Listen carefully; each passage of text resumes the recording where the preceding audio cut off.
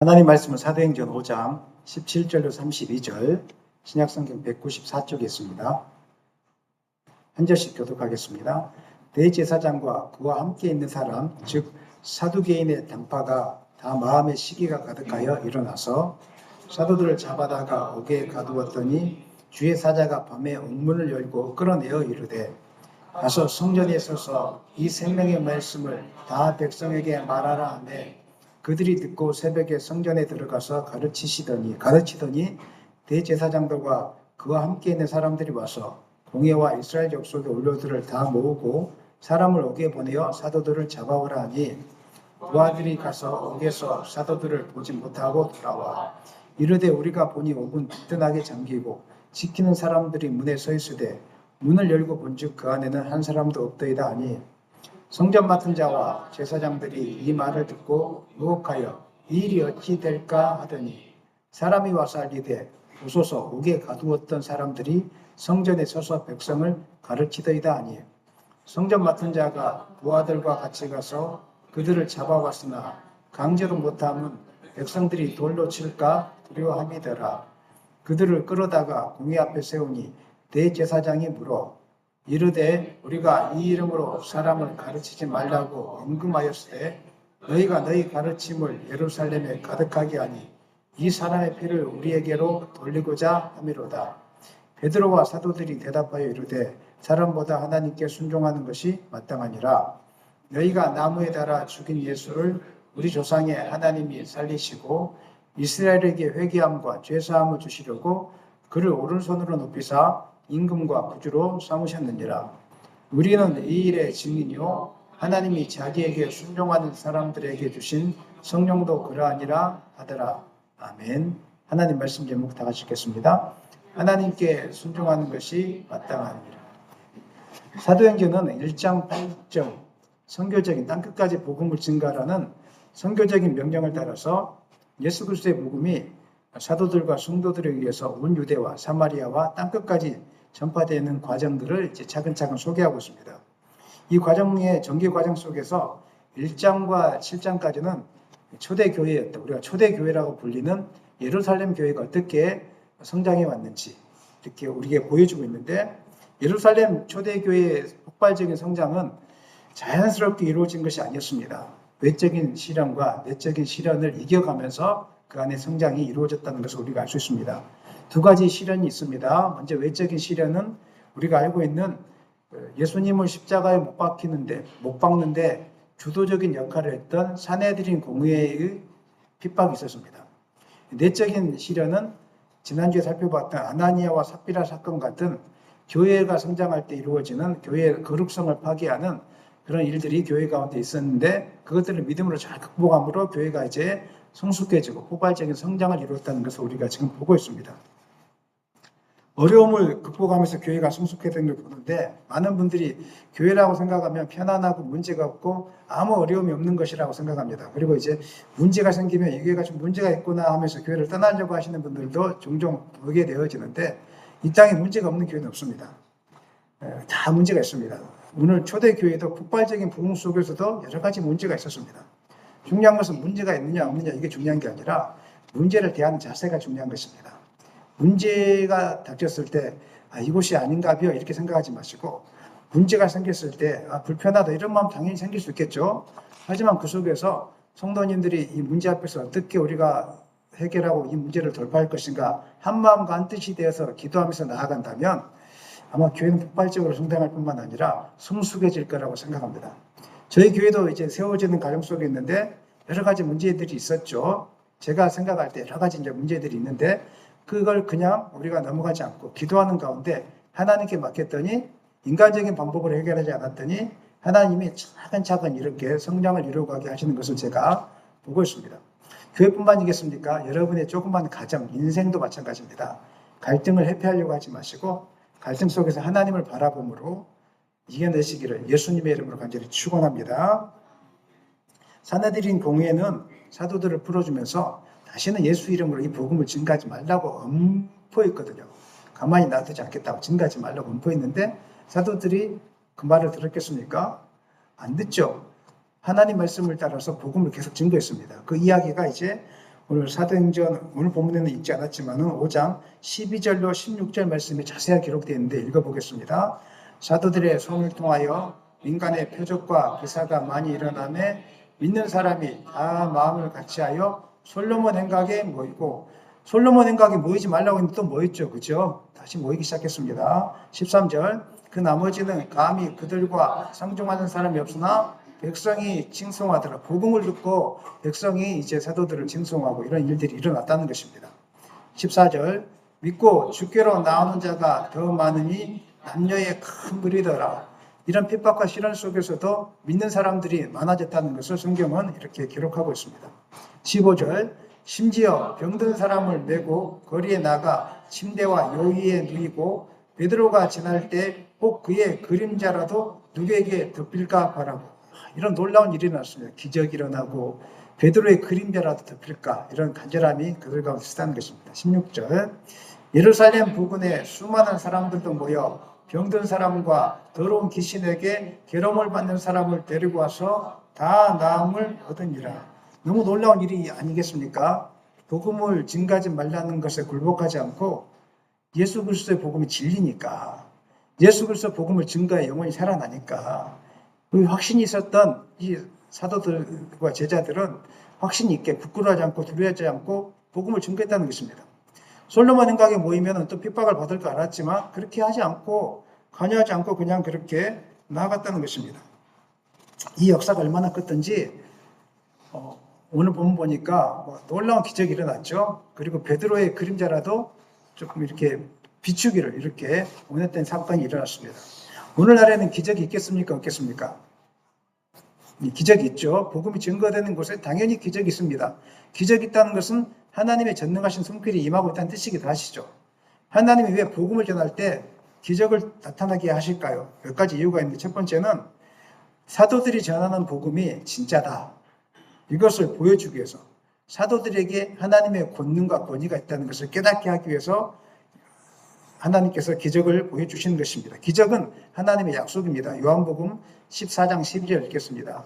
내가 진실로 진실로 너에게 이르노니 나를 믿는 자는 내가 하는 일을 그도 할 것이요 또한 그보다 큰 일도 하리니 이는 내가 아버지께로 갑니다. 예수님께서 말씀하셨죠. 아버지께로 가고 난 이후에 성령을 보내주실 것인데 더 큰 일들이 일어나게 될 것이다. 내가 했던 것들보다 더 큰 사건들이 일어나게 될 것이다 말씀해 주셨습니다. 초대교회에 나타났던 이 기적들은 바로 하나님 주님의 말씀의 성취였다는 것입니다. 특별히 초대교회는 유대교회와 유대교와 이제 구분되어야 되는 이런 새로운 공동체였습니다. 그래서 외부에서는 의심과 반대가 많았기 때문에 이 기적을 통해서 하나님께서 사도들 위에 권위를 세운다는 것을 볼 수 있는 것이고, 교회가 진짜로 하나님 기뻐하시는 참된 공동체가 맞다, 이것들을 이제 이 기적들을 통해서 하나님이 확증시켜 주셨던 것입니다. 두 번째 기적은 하나님의 나라가 각 사람 가운데, 그 나라 가운데 임하였다는 하나님의 표지입니다. 예수님께서 사역하실 때 병 고쳐주시고 귀신을 추방하는 사건들이 있었는데, 이 사건이 단순히 그냥 불쌍하니까 치료해 주는 사건이 아니었습니다. 그것들을 행하게 행하심으로 하나님 나라가 그 사람 가운데 임했다라고 선포하셨습니다. 마태복음 12장 28절 읽겠습니다. 그러나 내가 하나님의 성령을 힘입어 귀신을 쫓아내는 것이면 하나님 나라가 이미 너희에게 임하였느니라. 하나님 나라는 무엇을 하나님 나라라고 이야기합니까? 하나님을 왕으로 삼는 나라, 하나님을 주인으로 삼는 나라. 지금까지는 사단의 통치 아래 있었죠. 많은 사람들이 괴로움 속에 있는 이유는 다른 것이 아니라 사단의 통치 아래 있기 때문에. 제가 보면은 사단의 통치 아래 있는데 모르는 분들이 있습니다. 자기는 사단의 통치 아래 있는지 모르는 분들이 있어요. 근데 대부분 인생이 혼란하고 복잡하고 이렇게 여러 가지 감정적인 기복이 심하고 이런 분들은 사단의 통치 아래 이제 머물러 있는데 모를 뿐입니다. 그런데 주님을 믿음으로 고백하고 귀신이 떠나가고 병이 고쳐졌을 때는 이미 그 사람 가운데 하나님의 나라가 임한 것입니다. 사단은 떠나가고 하나님 나라가 임한 것입니다. 그래서 하나님 나라가 임하였다, 이것을 위해서 확증시켜주기 위해서 기적을 우리 가운데 보여주시는 것입니다. 세 번째 기적은 복음을 듣게 하기 위한 통로입니다. 마음이 강팍한 사람에게 복음을 전하면 복음이 들려지지 않습니다. 근데 그 사람에게 예수님의 이름으로 기도할 때 병이 낫는 걸 보면 마음이 열리기 시작하거든요. 이게 무슨 일이지? 놀라운 일이구나 하면서 이제 지금부터 전하는 말씀을 그대로 받기 시작합니다. 예를 들면 오늘 이곳에서 제가 말씀을 전하기 전에 이제 병자를 고치고 우리가 말씀을 듣는다면, 전한다면 여러분 그 말씀이 다 깊이 있게 들려오겠습니까? 안 들려오겠습니까? 더 깊이 있게 들려오죠. 기도는 더 뜨거워지겠습니까? 안 뜨거워지겠습니까? 뜨거워지게 됩니다. 그래서 기적은 마음이 강팍하고 굳어있는 분들에게 복음을 열기 위한, 마음을 부드럽게 하기 위한 하나의 통로라는 것을, 통로가 되기 위해서 우리에게 기적을 하나님께서 보여주는 것입니다. 오늘날도 예수 이름으로 기도할 때 기적이 일어날 것을 믿으시기를 바랍니다. 기적이 일어납니다. 이것을 안 믿는 것은 잘못된 것입니다. 하나님의 능력을 제한하는 것입니다. 그러므로 우리가 복음 전할 때 의심하지 말고 믿음을 가지고 같이 기도해 줘야 되고, 복음을 전할 때 내가 복음을 전할 때 하나님 나라가 임하고 저 사람을 묶고 있는 사단의 권세가 떠나가는구나, 이런 생각을 하면서 여러분 복음을 전하셨으면 좋겠습니다. 뿐만 아니라 아프신 분들을 위해서 기도할 때 믿음을 가지고 기도하셔야 됩니다. 내가 기도하면은 하나님이 역사해 주셔서 낫겠구나, 이런 믿음을 가지고 기도하시고, 낫든지 안 낫든지는 누구의 뜻에 달려있다고요? 하나님의 뜻에 달려있는 것이니까 우리가 할 수 있는 것은 그냥 기도해 주는 것입니다. 담대하게 기도해 주는 것입니다. 혹시 담대하게 기도를 못할 것 같으면 오늘부터 제가 방법을 하나 가르쳐 드리겠습니다. 아이들 감기 걸렸을 때 연습하십시오. 아이들 머리에 손을 얹고 나사렛 예수 이름 명하노니 감기야 물러가라. 감기가 떠나갈 때까지 자꾸 연습을 한번 해보십시오.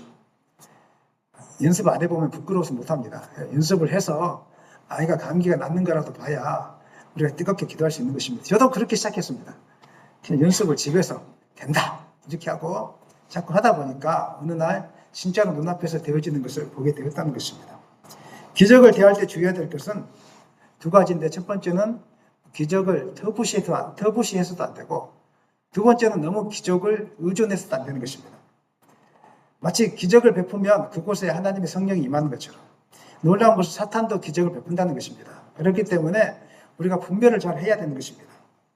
기적이 일어나느냐 기적이 일어나지 않느냐, 이거에 너무 집중할 필요 없습니다.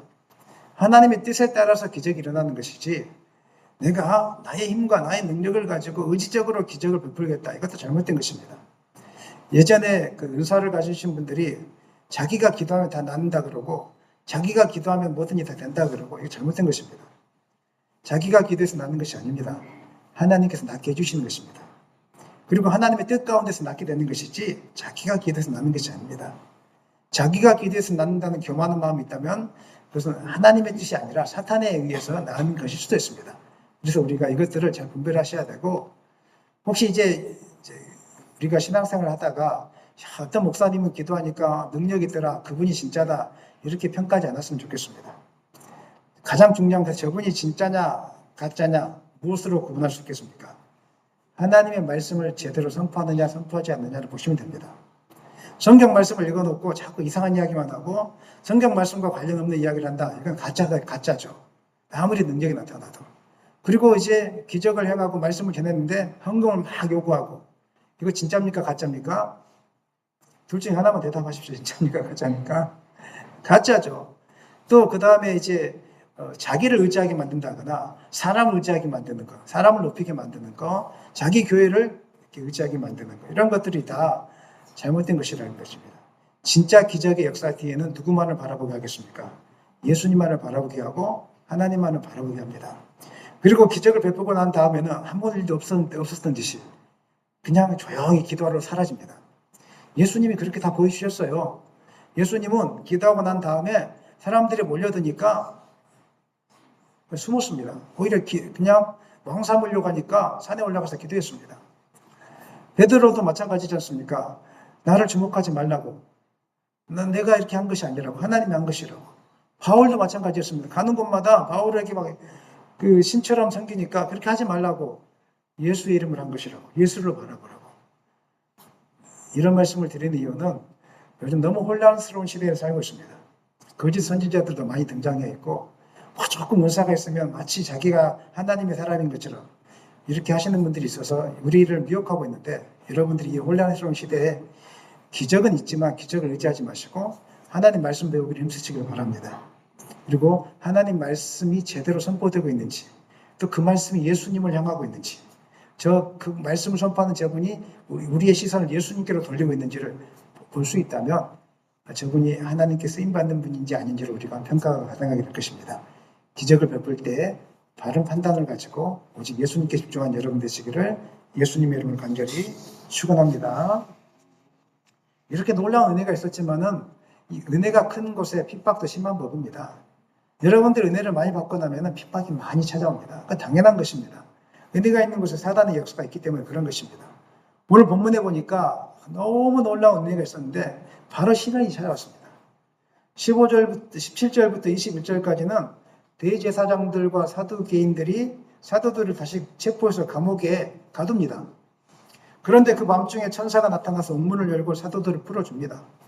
사도들은 천사의 명을 따라 곧바로 성전에 가서 백성들에게 담대히 복음을 증거하는 이야기가 17절부터 21절까지 나와 있고요. 21절부터 32절까지는 또 사내들인 공회 의원들이 잡아서 또 다시 공식적으로 신문을 합니다. 그런데 사도들이 담대하게 이야기하죠. 우리는 사람보다 하나님께 순종할 것이다. 이 담대하게 오늘 본문 제목입니다. 본문의 말씀 하나님께 순종하는 것이 나으니라. 따라하시죠. 하나님께 순종하는 것이 나으니라. 복음의 담대함을 이야기하고 있는 것입니다. 그리고 마지막으로 33절로 42절까지는 공의원들은 이 말을 하는 사도들을 분노해서 죽이려고 했습니다. 그럴 때 하나님이 또 보호막을 예비해 놓으시죠. 바리새인 가말리엘이 중재합니다. 그 다음에 사도들을 채찍해서 놓게 되는데 사도들은 오히려 예수 이름으로 능력받은 것을 기뻐하면서 계속적으로 담대하게 복음을 증가하는 이야기가 이렇게 오늘 본문에 나와 있습니다. 오늘 본문에서 우리가 이 본문 내용을 다 구체적으로 다 살펴볼 수는 없고요. 한 가지 이제 포인트를 가지고 제가 살펴보려고 하는데 왜 이런 갈등들이 생기는가? 갈등의 본질이 무엇인가? 이런 부분에 대해서 제가 초점을 맞춰서 말씀을 전하려고 합니다. 오늘 본문에서 유대 종교자들이 교회를 박해하는 동기가 있는데 시기심이라고 이렇게 기록하고 있습니다. 시기심입니다. 17절로 18절 읽겠습니다. 대제사장과 그와 함께 있는 사람 즉 사두개인의 당파가 그 마음에 무엇이요? 시기가 가득하여 일어나서 사도들을 잡아다가 옥에 가두었다. 여기서 말하고 있는 시기심은 첫 번째로 권위와 영향력에 대한 시기였습니다. 사도들이 예수 이름으로 표적과 기사를 행하니까 백성들이 사도들을 존경하고 따랐습니다. 예루살렘 내에서 사도들이 영향력이 커지니까 종교 지도자들의 권위가 흔들리기 시작했고 자신들의 영향력들이 약화되는 것에 대한 위기감이 느꼈던 것 같습니다. 이런 시기심에 대한 이야기는 구약 성경에도 많이 등장합니다. 첫 번째로 시기심에 대한 이야기가 누구가 등장하죠? 우리가 많이 하는 왕이죠. 사울왕이죠. 사울왕이 이렇게 시기심에 대한 이야기했습니다. 성도들 사이에서도 시기심이 일어납니다. 목사님 우편에 설 것인가 좌편에 설 것인가. 작은 교회는 그런 거 없습니다. 큰 교회는 그런 시기심이 있습니다. 그 다음에 이제 좀 부끄러운 이야기입니다만은 큰 교회에서는 또 담임 목사님과 부교육자들 사이에 좀 시기심이 존재하기도 합니다. 이건 반드시 존재하는 이야기입니다. 어쩔 수 없습니다. 부교육자가 설교를 잘한다거나 영적인 능력이 더 세다거나 이렇게 하다 보면은 또 사람들이 목사님 앞에서 그렇게 하지 말아야 되는데 부목사님들 칭찬들 하기 시작하거든요. 그럼 인간인지라 부목사님 칭찬하고 나면은 담임 목사님 중에 좋아할 사람 아무도 없습니다. 인간이 시기하게 됩니다. 근데 아무것도 모르고 성도님들이 담임 목사님 앞에서 부목사님 칭찬을 합니다. 우리 목사님 설교 잘한다 이야기하고 기도하면 능력이 나타난다 이야기하고 좋아할 사람 아무도 없습니다. 그렇기 때문에 여러분들이 지혜 가운데 말아야 되고요. 물론 시기하지 않는 목사님도 존재할 겁니다. 하지만 인간인지라 누구든지 시기하게 된다는 것입니다. 오늘 대제사장이 느꼈던 시기가 바로 그것입니다. 모든 백성들이 자기를 향해서 눈을 돌려야 되는데 자기를 향해서 눈을 돌리지 않고 사도들에게 시선이 가니까 영향력에 대한 권위에 대한 시기가 그들 가운데 생겼던 것입니다. 두 번째 문제는 예수님이 누구신가에 대한 시기였습니다. 사도행전 5장 30절로 31절 우리 읽겠습니다. 너희가 나무에 달아 죽인 예수를 우리 조상의 하나님이 살리시고 이스라엘에게 회개함과 죄사함을 주시려고 그를 오른손으로 높이사 임금과 구주로 삼으셨느니라. 공의 앞에 사도들을 세우고 그들에게 예수 이름으로 가르치지 말라고 언금하였는데 너는 왜 너희들은 예수를 계속적으로 증거하고 있느냐 이렇게 하는 것이었습니다. 여기서 이 부분이 바로 사도들과 종교 지도자들의 갈등이 폭발하는 지점입니다. 종교 지도자들에게 예수님은 어떤 사람이었습니까? 어떤 분이셨습니까? 자기들을 혼란스럽게 만들고 자기들의 신앙에 대해서 방해하고 반대하고 이런 사람이었지 않겠습니까? 여론을 어수선하게 만들어서 자기들이 갖고 있던 어떤 신의를 다 무너뜨리는 해방꾼이었습니다. 예수님이 누구신가 물었을 때 바리새인과 종교 지도자들 해방꾼. 그런데 사도들은 어떻게 예수님을 말했습니까? 사도들은 예수님은 구약에서 예언된 메시아가 맞다.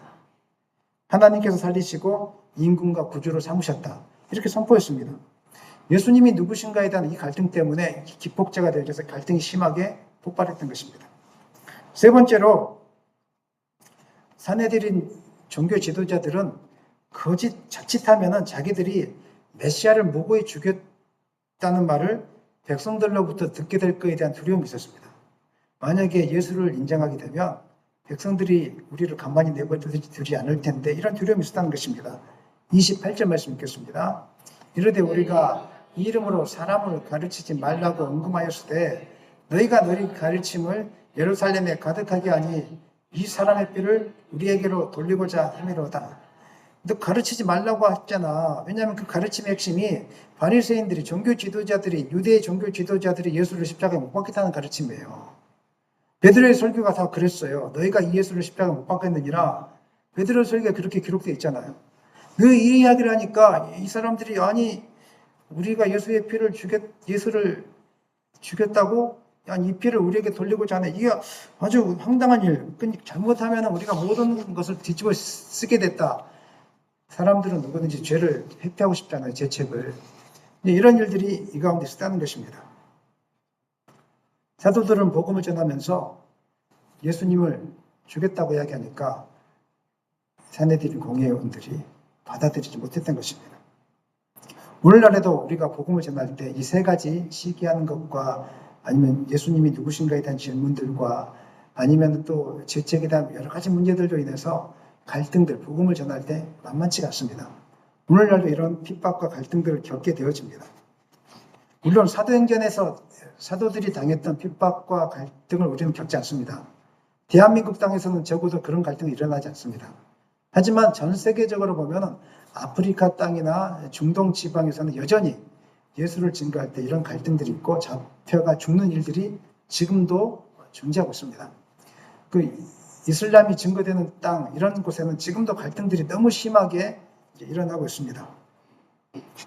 우리는 이런 갈등은 없지만 자세히 살펴보면은 여전히 또 우리가 알지 못하는 갈등들이 존재하고 있다는 것을 우리가 보게 되어지는 것입니다. 우리가 복음을 증거할 때 갈등이 일어나는 것은 당연하겠습니까? 당연하지 않겠습니까?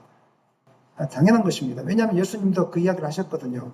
요한복음 15장 20절 말씀 읽겠습니다. 내가 너희에게 종이 주인보다 더 크지 못하다 한 말을 기억하라.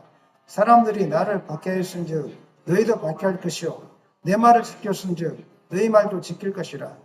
종이 주인보다 더 크지 못하다는 말은 무슨 뜻입니까? 사람들이 주인을 시기하면 그 주인에게 속한 종도 시기하게 되어 있죠. 예를 들면은 여러분들이 어떤 가정에 그 부모하고 사이가 안 좋아요. 그러면 그 밑에 자녀들도 미워 보이죠. 그렇죠? 그 이야기를 하고 있습니다. 그 당시에 예수님 당시에 유대 종교 지도자들이 또 사단이 예수님을 미워했잖아요. 박해했잖아요. 그러면 당연히 예수님을 증거하는 사도들, 예수님의 제자들을 박해하는 건 당연한 게 아니겠습니까? 그 이야기를 지금 예수님이 이렇게 하게 되는 것입니다. 나를 박해했으니까 주인된 나를 박해했으니까 종된 너희들도 박해할 것이다. 이렇게 이야기하고 있는 것입니다. 사람들은 보통 자신과 비슷한 생각, 문화, 취향을 가진 사람들에게 호감을 갖습니다. 그래서 우리 대한민국에는 어디 학교 나왔느냐를 먼저 물어보죠. 같은 학교 나왔다면 되게 좋아합니다. 처음 만났는데. 그 다음에 또 외국에 가면은 한국 사람? 그러면 너무 반가워서 너무 좋아합니다. 처음 봤는데. 그 다음에 또 이제 어떤 게 있습니까? 지역을 물어보죠. 고향이 어디십니까? 그러면 처음 봤는데 고향이 같으면 또 이렇게 다 좋아합니다. 편안함이 느껴지는 것이죠. 지적인 문화적인 동질감이 우리로 하여금 편안한 감을 느끼게 만들고 말이 통하게 만들고 공감대가 형성되게 만들게 되어집니다. 근데 반대로 다른 가치관이나 세계관을 가지고 있고 여러 가지 문화적인 것들이 다르게 되어지면은 대화가 잘 이루어지지 않고 마음이 다치게 되어집니다. 나는 음악을 좋아하는데 저 사람은 야구를 좋아해? 좀 그런데 나는 고기를 좋아하는 저 사람은 채식주의자야? 마음이 벌써 우리는 다쳐버리고 대화하기 싫어진다는 것입니다. 마찬가지로 세상은 죄와 불신앙의 뿌리를 듣고 있기 때문에 거룩과 진리를 가지신 예수님을 믿고 따라가는 사람들과 거리를 둘 수밖에 없습니다. 자연적으로 생각하는 게 다릅니다. 이야기 나눠보면은 세상 사람들이 추구하는 생각과 우리가 추구하는 게 다르잖아요. 그러니까 자연적으로 마음이 다치겠습니까? 열리겠습니까? 다칠 수밖에 없습니다. 늘 부딪힐 수밖에 없는 거예요. 생각이 다르니까. 어쩔 수 없습니다. 현대 사회에서는 예수님의 복음이 세상과 충돌하는 두 가지 지점이 있습니다. 제가 말씀 묵상해 보니까 크게 두 가지 지점이 있습니다. 첫 번째 지점은 세상의 가치와 복음의 가치가 다르기 때문에 그런 것입니다. 충돌합니다. 이 가치관의 문제는 한 세 가지 부분으로 또 작게 나눠볼 수 있는데, 첫 번째는 세상은 인본주의적인 사고를 가지고 있습니다. 우리는 신본주의잖아요. 하나님 중심인 신앙. 세상은 인본주의 신앙을 가지고 있다. 신앙이 아니고 인본주의 가치관을 가지고 있습니다. 인본주의는 선과 악의 기준을 하나님의 말씀에 두지 않습니다. 우리는 선과 악의 기준을 하나님 말씀에 두지만, 인본주의는 인간의 합리적인 판단과 다수의 동의로 선과 악을 결정합니다. 많은 사람들이 옳다라고 하면 안 좋은 일일지라도 그건 선한 것이 되는 것입니다. 많은 사람들이 싫다라고 이야기하면 좋은 것일지라도 악한 것이 되어집니다. 민주주의가 다수결인데 이 다수결은 정의의 문제는 아닙니다. 사람들 그것을 선과 악의 기준으로 지금 많이 보고 있다는 것입니다. 간음의 문제, 예를 들면 간음은 죄입니까? 죄가 아닙니까? 큰 죄악이잖아요. 그런데 다수결이 죄라고 아니라고 나라가 정해놨죠. 죄라고 생각하지 않습니다. 낙태는 죄입니까? 아닙니까? 죄죠. 다수결이 죄라고 하지 않으면 죄가 안 되는 것입니다. 동성애는 죄입니까? 죄 아닙니까? 죄죠. 많은 사람들이 죄가 아니라고 하면 죄가 아니게 되는 것입니다. 이게 인본주의입니다. 인본주의의 기준은 오직 사람들의 이성과 합리적인 판단에 근거를 두고 있습니다. 성경은 분명하게 이런 것들을 죄라고 이야기합니다. 문제는 복음을 받아들이려면 이것을 죄로 인정하고 회개해야 복음이 들어오게 되는데, 이것을 죄로 인정하지 않으니까 복음을 받아들이려고 하지 않는 것입니다. 기독교가 편파적이라고 하는 것입니다. 그래서 이런 복음이 선포되면 사람들은 불편하게 느껴질 수밖에 없습니다. 그래서 갈등이 일어나기 시작하는 것입니다. 두 번째, 인본주의는 우리는 하나님의 뜻을 추구하는 것을 행복으로 삼고 목적으로 삼지 않습니까? 근데 인본주의는 인간의 행복과 만족을 삶의 궁극적인 목적으로 삼습니다. 그러니까 갈등이 일어나게 되는 것입니다. 그래서 인본주의는 자아 실현을 삶의 목적으로 삼습니다. 성공과 물질과 쾌락을 추구하는 이유는 자아 실현입니다. 내가 내 인생 하고 싶은 거 하며 산다는데, 내가 죽기 전에 내 마음껏 하고 싶은 거, 누리고 싶은 거 하며 산다는데 뭐 어때? 할 말 없죠. 이게 이제 인본주의입니다. 내가 하고 싶은 거예요. 가족들, 형제들 명절 때 만나면 대화가 안 되는 게, 야, 너 부모님 좀 모시고 살아야 되지 않겠느냐. 뭐 돈을 조금 이렇게 모아야 되지 않겠느냐. 싫어요. 나 내 마음대로 살겠다는데 뭐 어때? 그러면 싸움이 시작되는 거예요. 네 행복 추구라는 거예요. 그렇게 교육을 지금 받고 있어요. 자아 실현이라고 우리는 받고 있습니다. 특히 복음은 자기 부인과 십자가를 이야기합니다. 네 마음대로 살지 말고 하나님을 위해서 시간도, 물질도, 삶의 모든 목적도 다 자기를 부인하고 내어놓아야 된다. 십자가 길을 가야 된다 이야기하는데, 세상은 그렇게 하고 말씀하고 있지 않는 것입니다. 예수님께서 마태복음 6장 24절에 너희가 하나님과 재물을 같이 섬길 수 있다고 했습니까? 섬기지 못한다고 이야기했습니까? 못한다고 이야기했습니다. 근데 세상의 가치는 오직 돈입니다. 물론 돈은 필요한 것입니다. 돈은 악한 것은 아닐 것입니다. 그러나 돈이 하나님이 되는 경우들이 굉장히 많이 있습니다. 왜냐하면 돈이 없으면 너무 불편하기 때문에 그런 것입니다. 교회 안에서도 그럽니다. 개인적으로는 이 땅에서 이루고 싶은 게 너무 많습니다. 여러분 다 이루고 싶은 게 많죠? 하고 싶은 게 너무 많죠? 가족여행도 많이 다니고 싶으실 것이고, 그 다음에 아이들과 하고 싶은 것도 많을 것이고, 근데 교회 오면 하지 말라고 하는 거예요. 주일날을 지키라고 이야기하죠. 내 돈 내가 쓴다는데 헌금하라고 이야기하죠. 뭐 좀 한다 그러면 눈치 보여요. 교회 오면. 괜히 세상 속에 가면 나는 박수 받고 있는데 교회 오면 괜히 눈치가 보이는 거예요. 불편한 거예요. 왜 사람들이 설교 시간에 설교를 듣다가 막 불편해합니까? 자기가 갖고 있는 인본주의 가치관과 충돌하기 때문에. 그래서 교회 설교를 듣다가 떠나가요. 이상하다. 막 이상하다 이러면서 떠나가기 시작하는 거예요. 인본주의는 인간의 자유와 권리를 절대적인 기준으로 삼습니다. 하지만 성경은 하나님의 뜻과 창조 질서를 절대적인 기준으로 삼습니다. 그러니까 부딪히겠습니까? 부딪히지 않겠습니까? 당연히 부딪힐 수밖에 없는 것입니다. 두 번째, 현대사회의 과학적 사고가 복음을 거부하게 합니다. 오늘날 많은 사람들은 과학적이고 실증적인 방법을 통해서 진리를 인정하려고 하고 있습니다. 눈에 보이고 실험과 데이터로 확정되어져야 이것이 옳다라고 이렇게 믿는 시대에 살고 있습니다. 그래서 초자연적인 역사나 기적이나 부활 안 믿습니다. 괜히 그런 게 어디 있어. 그게 다 허구지. 이솝 이야기에 나온 이야기지. 신화지 이렇게 이야기합니다. 성경의 모든 메시지를 비과학적이다 이렇게 이야기합니다. 제가 오래전에 예수를 안 믿는 한 자매를 찾아가서 필리핀에서 귀신을 보고 온 자매인데 그 자매가 정신과 치료를 받아도 안 나와서 제가 연락을 받고 갔거든요. 하니까 이제 안수하니까 이제 그 안에 묻고 있던 귀신이 드러나기 시작했죠. 그런데 이제 이 자매가 예수님에 대해서 이제 잘 모르고 제가 가서 이제 설명을 해줬지만 잘 이해가 안 되고 자기 몸에서 일어나는 그 반응들에 동의가 안 되니까 정신과 병원에 찾아갔답니다. 정신과 병원의 정신과 의사 선생님이 뭐라고 이야기해 줬겠습니까? 그런 현상을.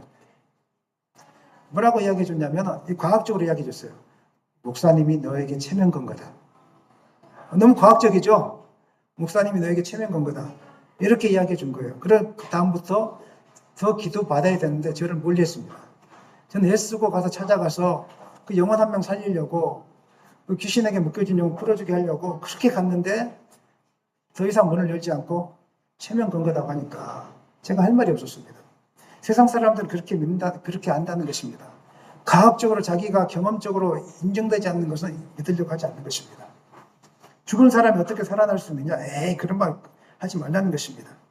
그러나 과학이 설명할 수 있는 것은 어떻게 해서 이런 일이 발생하는 것은 설명할 수 있습니다. 근데 과학이 설명하지 못하는 게 있습니다. 인생의 존재, 인생의 궁극적인 목적, 왜라는 질문에는 절대 대답을 하지 못합니다.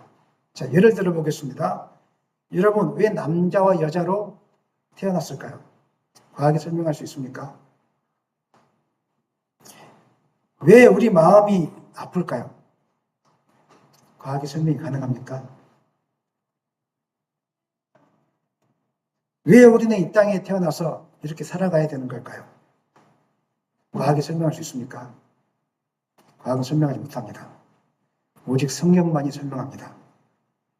우리의 존재의 근원이 무엇인지, 우리의 태생의 근원이 무엇인지, 우리는 무엇을 위해 살아가는 존재인지를 오직 무엇만이 우리에게 말씀해주고 있다고요?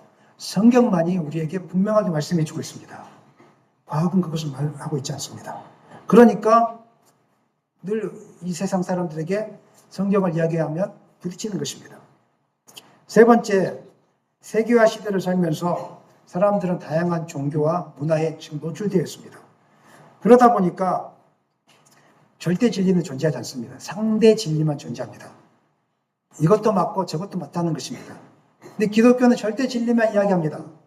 근데 기독교가 편협하다고 자꾸 이야기하는 것입니다. 불교도 좋은 가르침이 있고 이슬람도 선한 가르침이 있다는 것입니다. 기독교인들보다 불교 신자들이 훨씬 낫고 이슬람 신자들이 더 착해 보인다는 것입니다. 맞는 말인 것 같기도 합니다. 그 말 듣고 있으면. 그래서 모든 문화가 아름답고 아름다운데 왜 기독교만 진리라고 자꾸 이야기하는 것인가? 그렇게 하면 안 된다는 것입니다. 이슬람도 불교도 진리가 있다는 것입니다. 근데 기독교는 오직 길이요 진리는 누구에게만 있다고 가르칩니까? 예수님께만 있다고 가르칩니다. 그러니까 그 사이에 부딪힐 수밖에 없다는 것입니다. 사랑하는 여러분, 복음은 편협한 것이 아닙니다.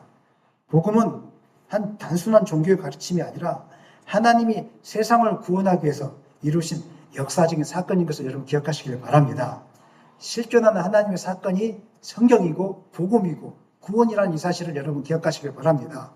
그렇기 때문에 부딪히는 것입니다. 첫 번째가 세상의 가치관과의 부딪힘에 대해서 말씀드렸습니다. 두 번째 또 가장 강력한 부딪힘인데 현대 사회에서 복음이 충돌하는 부분이 가치관과 관련된 부분이었다면 두 번째는 우리가 복음을 증거할 때 충돌하는 부분인데 죄와 관련된 부분입니다. 죄. 복음을 전할 때 우리는 죄가 무엇인지, 죄가 끼치는 악한 영향력이 무엇인지, 죄로 인해서 우리가 영원한 심판을 받을 수밖에 없다는 이 사실에 대해서 증거를 해야 됩니다. 그리고 우리의 죄 문제를 해결하기 방법은 오직 예수님밖에 없다는 이 사실을 반드시 복음은 이야기해 줘야 됩니다. 그런데 문제는 죄로 인해서 교만에 빠진 사람들은 자신의 죄를 인정하기를 절대로 싫어한다는 것입니다. 요한복음 3장 19절 20절 말씀 이렇게 이야기하고 있습니다. 읽겠습니다.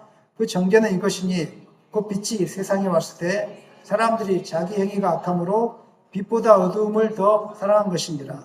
악을 행하는 자마다 빛을 미워하여 빛으로 오지 않았느니 이는 그의 행위가 드러날까 함이요. 악을 행하는 자마다 빛을 미워하고 자기 행위가 드러날까 하며 성경은 하나님이 정하신 도덕과 윤리 기준을 제시하면서 여기서 벌어진 모든 행위가 죄라고 이야기합니다. 죄가 무엇이냐 한마디로 이야기하면 하나님을 믿지 않는 것이 죄입니다. 하나님이 존재하는데 하나님을 믿지 않는 것이 죄이고 하나님으로부터 멀리 떠나 살아가는 것이 바로 죄입니다. 어떤 분들은 이렇게 이야기합니다. 나는 착한데 뭐 죄를 지었습니까? 나는 남을 베풀며 사는데 무엇을 죄를 지었습니까? 하나님을 인정하지 않잖아요. 그러니까 그 자체가 죄라는 것입니다. 세상은 절대 기준이 존재하지 않습니다. 조금 전에 말씀드렸던 것처럼 상대적인 기준을 제시하면서 옛날에 죄라고 용인되었던 것이 지금은 죄가 아닌 것처럼 성경은 죄라고 말할지 모르겠지만 지금 죄가 아니잖아. 왜 그걸 자꾸 죄라고 이야기하는 거야? 그런 부분들이 많죠. 옛날에는 죄라고 했는데 지금은 죄가 아닌 것들이 너무 많죠. 상대주의적으로. 한 사람에게는 특정 행동이 죄로 느껴질 수 있지만 다른 사람에게는 문제가 되지 않을 수 있다고 자꾸 이야기합니다. 말을 돌려가면서 이야기합니다. 예를 들면은 어떤 사람에게는 하나님을 믿는 사람에게는 결혼 전 성관계가 굉장한 수치심이고 죄책감을 느끼게 만듭니다. 맞죠? 성경에서 금하고 있잖아요. 그리고 성령이 우리 가운데 거하면 그걸 죄라고 여기게 되죠. 그런데 성령의 법에 지배를 받지 않는 사람, 어떤 다른 사람, 하나님을 믿지 않는 다른 사람들은 개인의 사랑과 선택의 문제지 그것이 어떻게 도덕과 죄책감의 문제로 갈 수 있느냐. 어차피 결혼할 건데 그거 그냥 선택하고 자유함의 문제지 그거 어떻게 죄냐 이렇게 물어옵니다. 성경은 동성애를 죄로 규정하고 있지만 마찬가지로 세상은 동성애는 개인의 성적인 취향의 문제이고 자기 선택의 문제라고 이렇게 이야기합니다.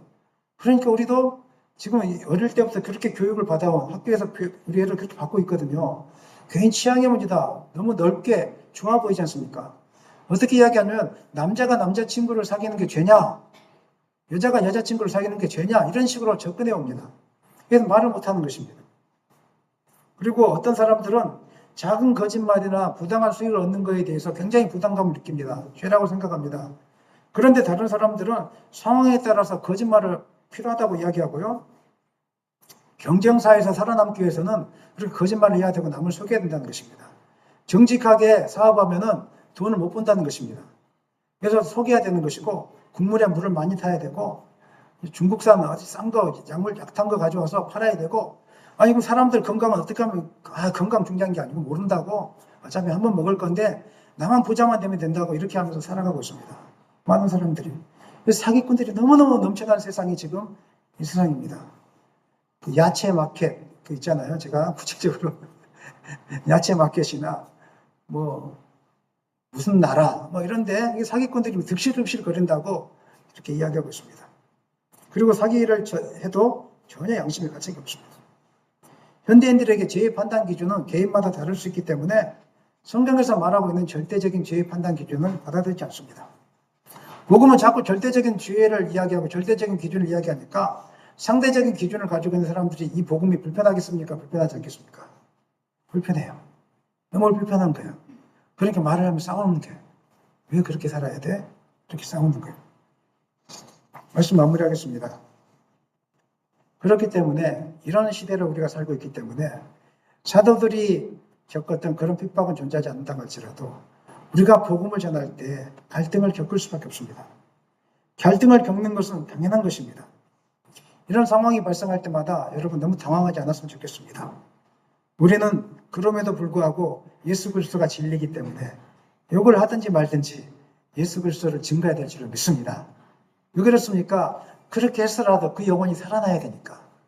그 영혼이 잘못된 길에서 돌이켜야 되니까. 특별히 여러분 성경이 가르치고 있는 진리에 대해서 말하는 것과 복음을 대해서 이야기하는 걸 부끄러워하지 않았으면 좋겠습니다. 당당하게 하나님이 온 세상을 창조하신 분이시다. 인간의 존재 목적은 하나님 안에 돌아올 때 발견될 수 있다. 우리는 하나님께서 지으신 피조물이다. 인생은 하나님의 말씀에 순종할 때 가장 행복한 삶을 살 수 있다. 아멘입니까? 이 사실을 분명하게 증거할 수 있어야 됩니다. 물론 이런 복음의 가치를 증거하는 것, 말하는 것은 마치 연어가 거센 물살을 헤치고 올라오는 것과 같아서 많이 힘이 들 수 있습니다. 그러나 복음을 전하다가 이 진리의 말씀을 전하다가 부딪히는 갈등을 당연시 여길 때 우리는 하나님의 뜻에 순종하는 기쁨을 누리게 될 것입니다. 그리고 하나님께서 우리를 지키시고 보호하시는 그 은혜를 경험하게 될 것입니다. 오늘 사도들이 복음을 증거하니까 놀라운 보호하심을 경험하고 있지 않습니까? 그것을 여러분이 경험하게 될 것입니다. 뿐만 아니라 가장 큰 기쁨을 누리게 되는데 그 주님의 품을 떠났던 한 영혼이 죽기로 돌아오는 기쁨을 누리게 될 것입니다. 우리 교회가 여러분이 그렇게 되었으면 좋겠습니다. 또한 오늘 본문 죄에서 돌이키라 이 말씀은 우리 각자를 향한 말씀입니다. 혹시 성경에서 말씀하고 있는 죄를 죄로 여기지 않고 세상의 인본주의적인 가치관에 물들어서 그럴 수 있지라고 쉽게 생각하고 있는 부분은 없는지 한번 자기 자신을 체크해 보셨으면 좋겠습니다. 인간의 자유와 선택권 문제라고 생각하면서 누룩처럼 우리 가운데 죄가 들어와서 여러분의 인생을 망가뜨리는 부분이 있다면 오늘부터 단호하게 결단하십시오. 이거는 하나님의 뜻과 어긋나는 거야. 난 절대로 이걸 없애버리겠어. 오늘부터 난 결단하겠어. 이런 고백이 여러분과 있기를 소망합니다. 오늘 본문의 결론은 이것입니다. 29절 읽겠습니다. 베드로와 사도들이 대답하여 이르되 사람보다 하나님께 순종하는 것이 마땅하다. 세상의 가치관보다 상대주의보다 과학보다 하나님 말씀을 듣고 순종하는 것이 우리 인간의 도리이고 우리가 해야 될 도리이고 그리스도인들이 순종해야 될 믿음의 모습이라는 것입니다. 오늘 이 말씀을 가슴에 새기고 담대히 복음을 증거하고 말씀을 쫓아 살아가는 여러분 되시기를 예수님의 이름으로 간절히 축원합니다.